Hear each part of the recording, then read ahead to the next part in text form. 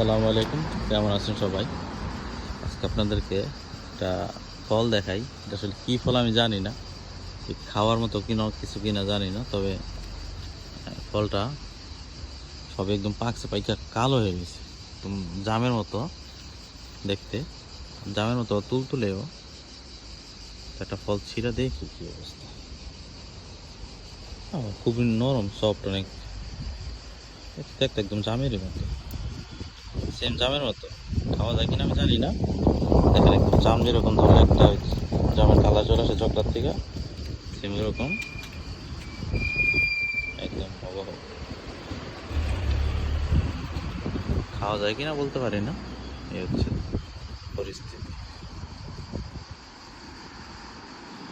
Same একদম বিচের অনেক ছোট, একদম মাংস দিয়ে ভরা, সেম জামের মতো একদম।